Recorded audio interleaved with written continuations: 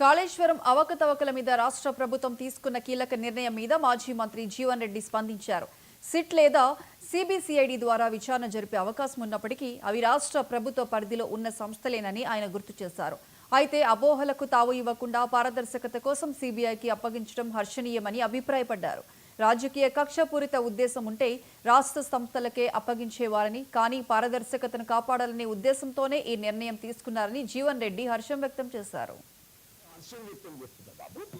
ఇటు సిట్ ద్వారా గానీ అటు సిబిసిఐ ద్వారా గానీ విచారణ చేపించే అవకాశం ఉండే. సిట్ గానీ సిబిసిఐడి రెండు కూడా రాష్ట్ర ప్రభుత్వ పరిధిలోని విచారణ సంస్థలు. ఈ రెండు కూడా సిట్ గానీ సిబిసిఐడిగా పారదర్శకంగా చేయబడుతుందని తెలియజెప్పే విధంగా రాష్ట్ర ప్రభుత్వ పరిధిలో ఉన్నటువంటి ఒక అస్త్రాన్ని నిజంగానే రాష్ట్ర ప్రభుత్వం ఏదైనా కక్షపూరితంగానో రాజకీయంగానో నిర్ణయం తీసుకోవాలని చెప్పి భావించి ఉంటే ఏ సిట్ సిబిసిఐడి వేస్తే అయిపోతుంది. కానీ ఆ విధంగా అపోహలకు తావీయకుండా రాష్ట్ర ప్రభుత్వం నిష్పక్షపాతంగా పారదర్శకంగా నిర్ణయాలు తీసుకుంటుందని తెలియజెప్పే విధంగా సిబిఐకి అప్పగించడం ఇది రాష్ట్ర ప్రభుత్వం యొక్క నిబద్ధతకు వాస్తవాలు ఏదైతుందో ప్రజలు గ్రహించబడే విధంగా